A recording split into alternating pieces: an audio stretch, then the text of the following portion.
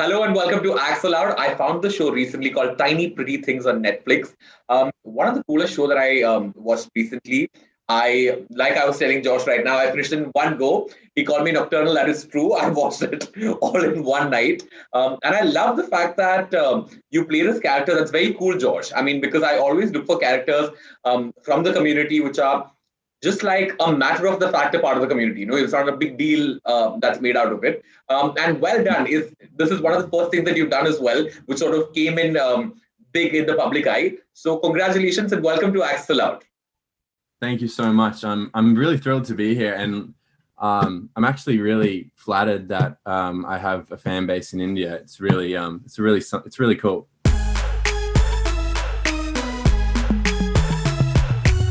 Your character is Dave in the show, right? So were they going for an Indian ethnicity? Is that what it was? I think it wasn't specific, but yeah. I would say that they were aiming for Indian, Sri Lankan kind of ethnicity.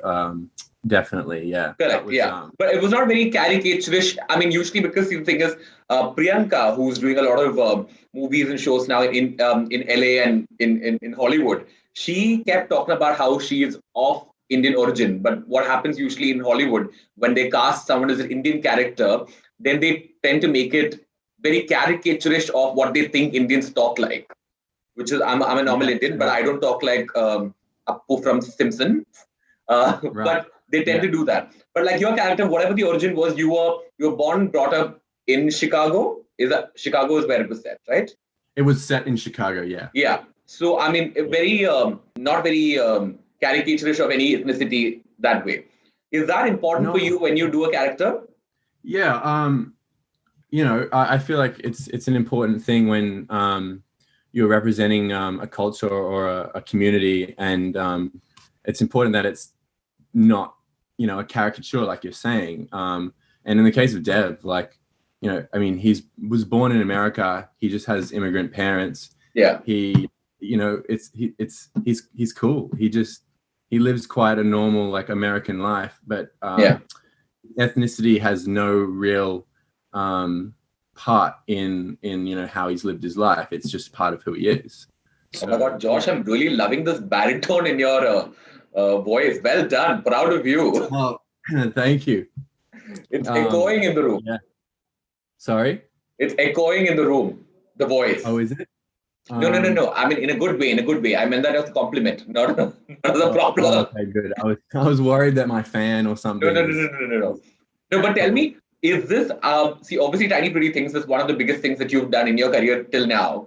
What has been the journey like, Josh? Because even when we put out a story asking people to sort of send in questions, there were multiple questions asking you to tell us about like the things that you've done before and your journey as an actor, and what did you want to do, and when did this like germ of becoming an actor come into your life and all of that?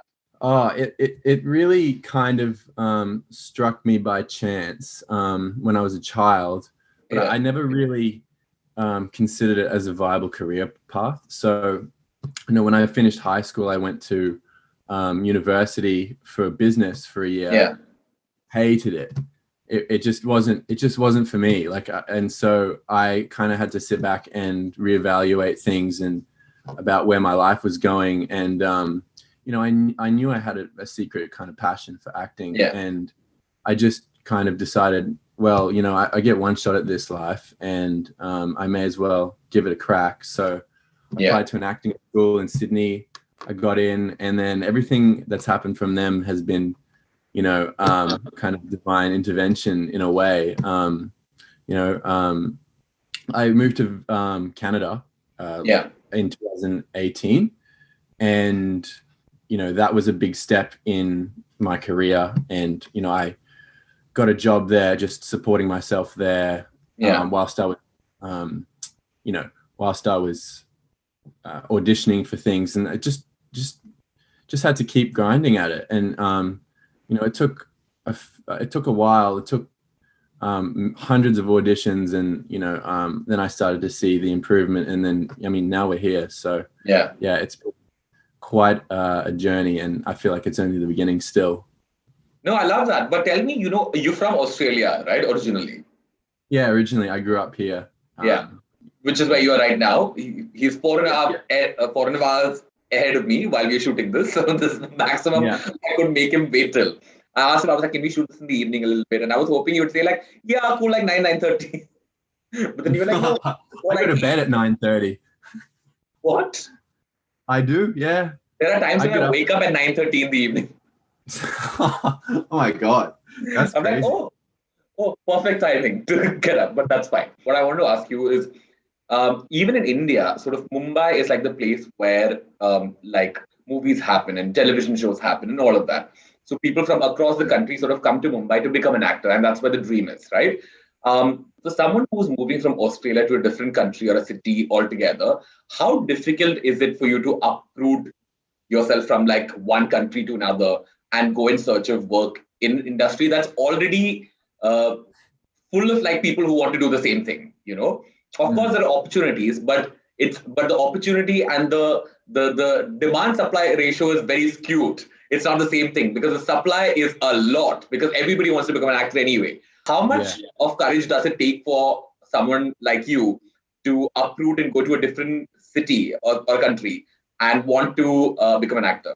I had a bit of a taste of it when I moved from my hometown, and I moved to go to acting school in Sydney. Yeah. And then I was just turned 19, and I moved to Sydney to go to this acting school. And I was living on my own. So that was kind of the little taste of it. And I did that for 2 years, learned a lot about myself. And then the decision came to move overseas. I had that little bit of experience, but to be honest with you, it takes a bit of naivety to do something like that, in my opinion. True. I didn't really think about my chances or the consequences or anything like that, which, I mean, yeah, it's quite naive, but I feel like it's kind of essential to think that way if you are going to make it in a career like this. And so, yeah, it was very scary. It was very tough at times. It was lonely at times. So, I mean, those are all the sacrifices that you have to make when you want something. And, you know, you learn a lot about yourself as well in the process. So I definitely was the best decision I ever made, for sure. Yeah. No, of course. But, you know, something that I've also realized is when you sort of, when you have that one big thing that has happened, and when you look at a lot of these things in hindsight, then you can be like, I feel like you can be a lot more mature about it when you're talking about it because you've sort of like passed that thing, you've journeyed through it, and now you're like, okay, now I've done this, and this is what all of it meant while I was going through it. But what did it feel like when you were going through that grind? You know, how was that feeling when you sort of going through it? You told me that you felt lonely at points. How do you make sure that your mental health, everything related to it, is at check when you're probably going to multiple auditions and not getting one? You know? Yeah, it's a great question, and I feel like you have to be quite self-aware of how things are affecting you at the time. But I kind of reached a point where, you know, I stopped caring about the results. And that really freed me up a lot. And so there was just the point where I booked Tiny Pretty Things actually was kind of where I hit my stride.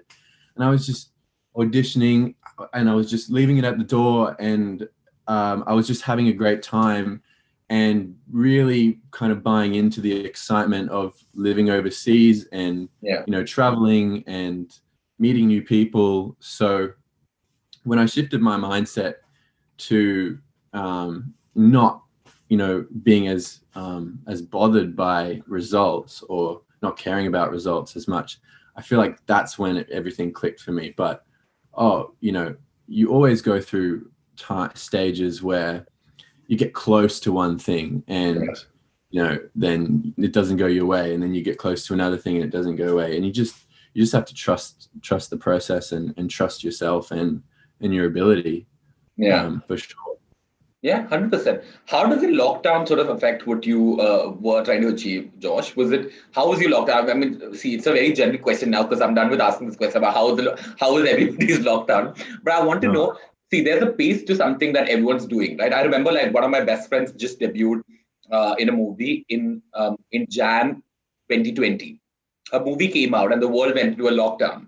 And she's one of the biggest debutantes in the country right now. But she had multiple projects that were supposed to go on floors during the lockdown, but everything went away because the world went into a lockdown, right? How does that affect your pace, or did it not? Did you just have like a good time during the lockdown? Well, no, it affected me quite a lot. Yeah. I was living overseas, and then everything started happening. We started locking down, and I made the decision to come back to Australia whilst, the world kind of sorted all of this out. Yeah. And that was a huge adjustment for me because I had not lived in my hometown for like 4 or 5 years. Yeah. And, it felt like a bit of a shock when I got back. And and then for a while there, Hollywood shut down, most of the productions shut down. And so, you just kind of have to, for myself, I kind of had to figure out, okay, well, who am I outside of acting? Like, who am I without this thing? And, in a way it's, that's sort of the silver lining, I guess, of it. You don't have the distractions of, going for your success and going for goals. And, but yeah, it's been tough at times, especially because, there hasn't been that much work. Luckily, I actually shot a feature film in Australia during the COVID. Everything was happening. We had masks, we had tests and everything. Oh, wow. But that was a really interesting experience that I'd never experienced before. So I feel quite grateful that I got the opportunity to do that as well. Yeah. Oh, Fab, tell me, see, I don't know how conventional a job acting is considered in Australia right now. But when you wanted to become an actor, because you also went to business school and stuff like that, right? Which would be a very conventional career path that someone can choose anywhere across the world. But what did your family and your friends and stuff like that react like when you told them that you wanted to become an actor? And that this business school thing was not something that I'm pursuing. The money that went to do it's not going anywhere else. Yeah, like they were surprisingly very supportive. And, I love that. They really bought into it, and they wanted me to be happy. And look, I'm sure behind closed doors they had some discussions about their, concerns about what I was choosing to do. But at the end of the day, I think it was really quite noble of them to just let me figure it out myself. And, that gave me a lot of confidence. If, the fact that my family and friends said, go ahead, do it. See what you can do. That gave me a lot of confidence at the beginning, which is quite crucial. Yeah, I love that. And, that's so important also to sort of push you up a little bit because it's a unknown world. So you needed that anyway. But taking it from closed doors, I want to talk about your character that you play in Tiny Pretty Things. Tell me. Good segue. Yeah. So see, I couldn't ignore it. The moment you said closed doors, I was like, yes, I will take it from there. But tell me, this is the first one that you're doing. Okay. Now the questions that I got from yesterday's story, half of it, I'm sure you get this all the time on your DM as well. A lot of people have been asking if you are gay. Now, I don't care, but for the audience, do you want to tell them, are you? Are you not? Well, no, I'm not. No. Okay, great. There we go. Now, obviously, it doesn't matter what kind of a character you're playing because you're playing a character. It doesn't matter if he's gay or straight or whatever. Tell me, what I've also realized with Tiny Pretty Things is there are a lot of explicit scenes. It's not a very... we will beat around the bush kind of a show. It's you watch it. It's one of those. Tell me, as a straight man, is it tricky when you have to do a scene like that? To be honest, I think when you do any sort of intimate scenes, it's tricky. Yeah, that's true. I feel like whoever's opposite you, I mean, it doesn't really matter too much. And we had such a great support network around us, and especially with the intimacy coordinators, and so wait, what did you call it? So what is an intimacy coordinator? So an intimacy coordinator is a person hired specifically to choreograph and coordinate intimate scenes, sex scenes and stuff. Wow, really? Oh yeah. So where do I sign up? So by the time we got to shooting, we knew exactly what we needed to do, and it was so comfortable. And Brennan is such a phenomenal actor, and we trusted each other so much. So by the time it came to shooting, it was smooth, very smooth sailing. Oh, perfect.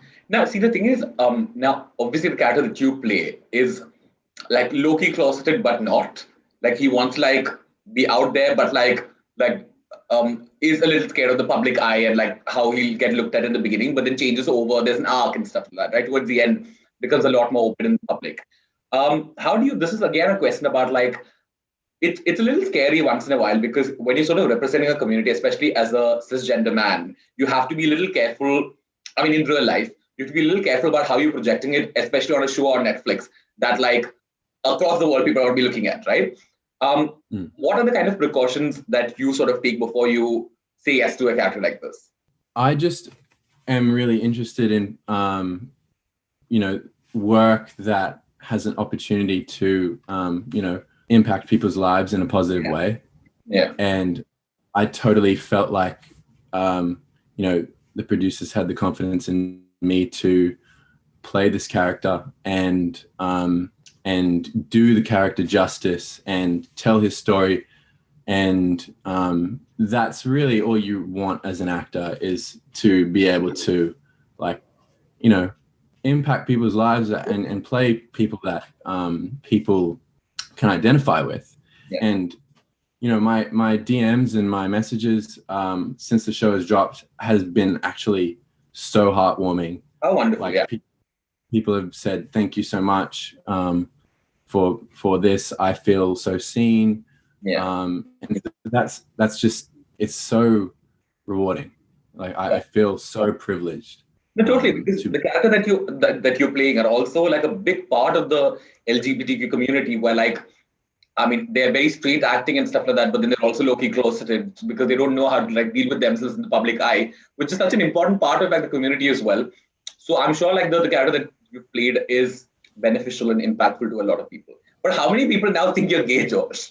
I'm not sure, but I mean, it doesn't really matter what people think. No, of course not. Of course not. No, but I do want to spend a day reading your DMs.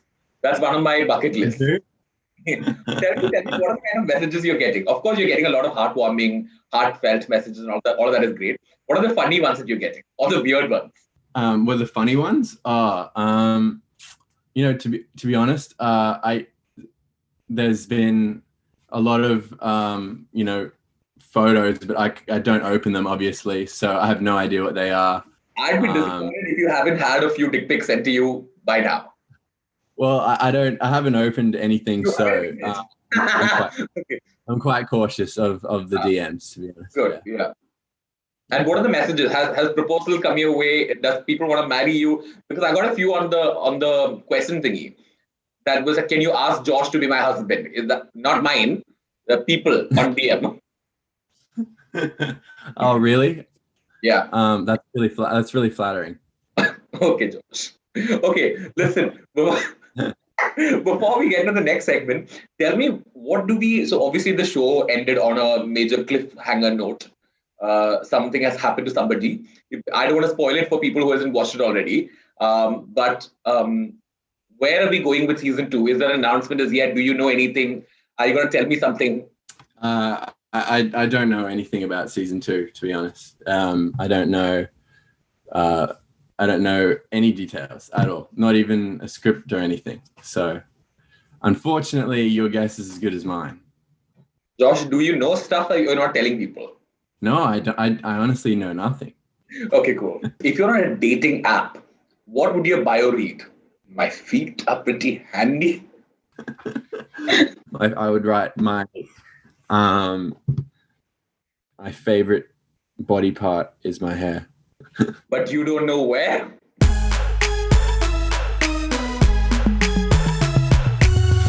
Okay, now these were my questions. Now we put out a story asking your fans and your followers to send in questions. There were quite a few. I'm just going to eliminate everything that's asking if you're straight or gay. You've answered that already. There are quite a few, and fair enough. But the others, okay, we're going for, oh, I just read, okay, this is BI_TCH, that's bitch, 35 is asking, that's a username, is asking, do you have a girlfriend or a boyfriend? Now, in this case, a girlfriend. Do you have a girlfriend? I am in a relationship, yes. Oh, how lovely. I mean, I went to your Instagram, there was nothing, so I couldn't really find anything there. Yes, I am. Yeah, I am very much in a relationship. How sweet. Okay. Big head. Okay, sorry. I haven't picked these. Okay, now I'm just going through the usernames right now. They're just like, okay, the username is Big Head Ed 98. I'm just gonna ignore it and go on. What was the best part of filming the show? Oh, easily the cast, making friends with the cast, and getting to know them all, partying with them all, and they were such an eclectic bunch of people, and such an energetic bunch of people, and I love them all, and that was the best part for sure. It looked like it could be fun, like the cast, like all of you guys. It was so much fun. Yeah. It was so much fun. You, Dan, I think this is the username, is asking, what is the funniest thing that you've done on set? The funniest thing I've done on set? As a prospective intimate, what is that? Intimacy coordinator, I think intimate scenes can be quite funny. They are. They're the least sexy thing. Yeah. But what is the funniest thing? I'm trying to remember. Oh, there was a time. Okay, so there's a story where, so in a scene where Brennan and I were walking towards the car, it was freezing. We were in Toronto in the winter, and it was like very cold. I was only wearing a blazer. He was wearing a sequin, mesh top. Yeah. This is after like a date or whatever. Exactly. And I had to walk to the car, unlock the door. That whole scene would happen where he'd make out with me on the car. Yeah. And then we'd open the door and get in. But I kept unlocking the car, and it was one of those cars that when you touch the handle, it locks automatically. So I'd unlock the car. I'd touch the car accidentally with my butt and lock the car. And then every time he'd open the door, it wouldn't open. And this happened about 10 times. And I got so angry, and I was freezing because I'm Australian and I can't handle the winter. And eventually we got through with it. But that was probably the funniest story I have from set, which was not funny at the time. That's stressful. But now in hindsight, it's funny. That's cool. Yeah, it's funny now. Okay. Yeah. Spyros.mali, so something, I can't see the full username. I've gotten it. Is asking if you were worried about the revealing sex scenes. Now, obviously, you spoke about this, but what was the reaction from your family members or your friends when they saw this one? I mean, because it is funny also for friends, right? Yeah, I mean, there really wasn't a reaction at all. If my best friend was doing a sex scene in a movie, I would laugh and jump off the roof. Well, for my family, there wasn't really they were super obviously anytime they were going to see their son pretty much naked on screen is going to be like, oh, okay. My friends were like, that's pretty funny, and let's get a whole viewing party together and watch it. I'm like, I don't know if you guys really want to see me naked. Yeah, I don't know. So, see, your friends, I don't know. You do your thing. Seno Help is asking, how old is Josh? This is also a lot of questions, by the way. Yeah? Now, I don't know if it's a respectful thing for me to ask you how old you are, but I just turned 24. You're 24? Yeah. You're younger than fucking annoying. I hate people who are younger than me. Really? Yeah, I'm 26. I'm just 26. Yeah, cool. Okay. Well, I'm younger. Okay. Sana MS is asking, who inspired you into acting? I'm just going to try and ignore the fact that you're younger than me and go on with this conversation. Sorry. That's okay. Yeah. Who inspired me to go into acting? It doesn't have to be a person. It can be also a situation or a movie. The movie Good Will Hunting. Oh, wow. Yeah. I know what you mean. That. Okay, perfect. Now, this from Berta06 is asking, do you like Dev? Yeah? I mean, the number one rule as an actor is you do not judge the character. Yeah. and you have to take what's given to you and do them justice on how they see the world. And Okay, but I have a question. If you met Dev in real life, one, would you be friends? And two, what would be an advice that you'd give him? I don't know if we'd be friends. I mean, he's pretty like straight arrow down to business. Like, he doesn't look like he has much fun. Yeah. I mean, he had some fun in the show. I mean, that's true. Yeah.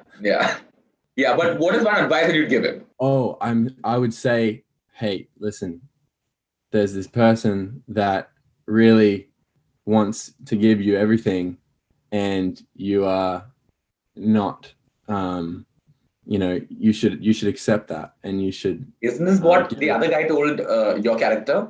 Isn't this a scene in the movie? I'm forgetting the name of the character that. Shane. What is his name? The Shane.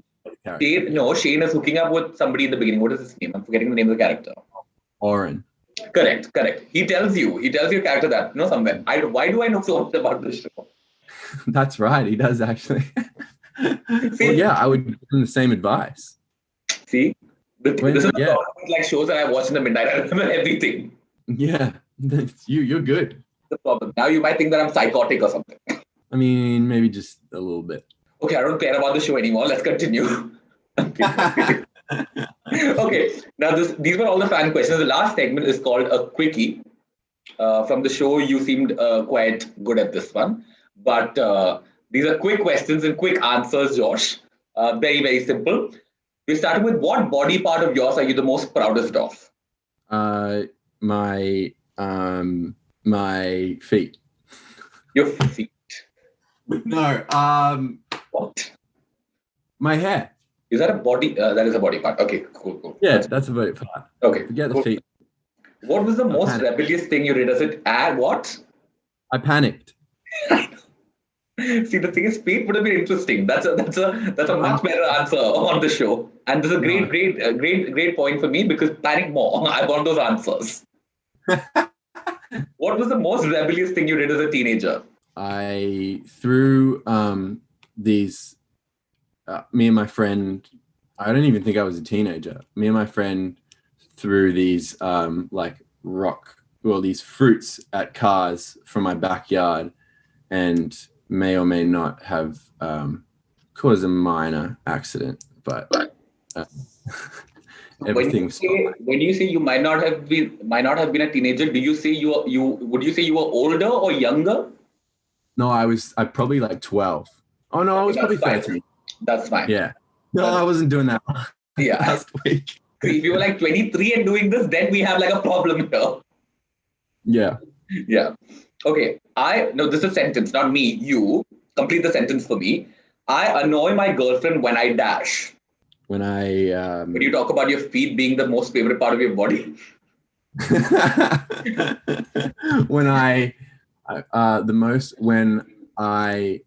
when she's talking to me and I'm like thinking about the cricket or something like that. How cliche, yeah. What do you mean? Such a cliche for an actor.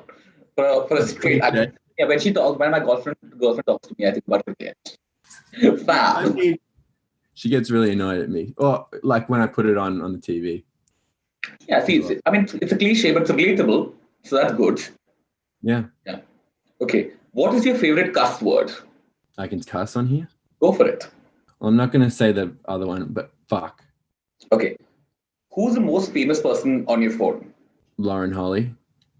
Okay, interesting. What is the most recent lie you told? I lied when I told you my feet were my favorite body part. It's definitely not. It's definitely my hair. You're lying again now, no? Sorry? Did you just lie again? This is the most. I'm not lying. This is the most recent lie that you've told. Most recent lie I've told was that my feet were my favorite body part. I panicked, okay? I panicked. Calm down. It's not a big deal. It's not a big deal. No one's got to think that you have a foot fetish. Nothing. Calm down. I'm going to get feet in my inbox now. Everybody who's watching the show, please comment below when you watch it on YouTube with feet emoji. Is there one? Send Josh your feet pictures if they're clean. Hey, look, I used them to run fast. So, I mean, pretty handy. Okay. Josh, final two questions. If you're on a dating app, what would your bio read? My feet are pretty handy. I would write my favorite body part is my hair. But you don't know where? But I don't know where. No, but no, it's fine. Just take it back. I don't know why it's not even night here. I don't know why I'm in this mood. But anyway, last question. If you were to lose your memory, what is that one thing or one person you'd happily forget? One thing or one person I'd happily forget. Happily forget. I'd probably happily forget the year of university I did. Okay. Which one though? Business one. Mm-hmm. Fair. Okay. Josh, actually not bad. Okay. You panicked in the beginning, but you came through anyway. You're good at quickies. Well done. Thank you. Josh, thank you so much for coming on Access Aloud. This was great fun. I loved your show. I can't wait to see a lot more things that you are a part of. What are things that are coming up for you now after Tiny Pretty Things? Well, I have a few things in the work which I cannot disclose at this moment. Apart from that, just simply going about life the same as I was. Perfect. Okay, before we wrap, is there something that you want to tell everyone in India, Josh, everyone that's watching you? And now, I mean, if it's on YouTube, across the world anyway. I mean, it's such an honor to be that you've even heard of me in India. And I'm just so grateful that you guys... What, you're looking at me like as if we haven't heard of you, but what do you mean? You just did a show which is on like 180 or 190 countries across the world. What do you mean by? And what do you think of people in India? Do you think we don't know what's going on outside this country? I guess that's still setting in. So yeah. No, good. But well done with what you've done. You're really good on the show. Can't wait to see a lot more of you on the screen, on a bigger screen, on a small screen, everywhere. Thank you. I just wanted to also say that Australia are going to win the next test against India. So just so you know. See, you wish. Our captain, not our captain right now, but one of our favorite players, Virat, just I've heard of him, yeah. Just got his new baby. She's his lucky charm. See, the thing is, I don't really care about cricket, so it's not going to affect me anyway, even if you say this. But just because now you've made this about Australia and India, I want to tell you that you will never win against Virat. And all the other players, and Hardik, and Rahul, and Shreyas, all of these people. These are three cricketers who are friends, so I've just named all of them. I think we're pretty lucky that your captain's not playing, to be fair. When is this test? I think it's it's in 2 days. But this baby will make India win. This baby is the lucky It's like that octopus that was predicting shit when the football thing was happening. Oh, I remember that. That. That was freaky. Yeah, she's our new octopus. She will make India win always. My God, don't come for me in the comment section. They'll kill me for calling Virat giant an octopus. Anyway, thank you so much, Josh. At the end of Axelard, we do something called the Axelard virtual hug. I will happily give you a hug in person, but you're not here. So just extend your arms and we'll take a screen grab. Your head is getting cut, Josh. I'll slouch. Don't slouch, just go back. You look like this. Okay, perfect. Good. Thank you, Josh. Thank you so much. Please take care and good night. It's time for you to sleep. Yeah. Thank you. Yeah, but thank you so much for staying awake for me. It was great chatting to you. Yeah, I really enjoyed it.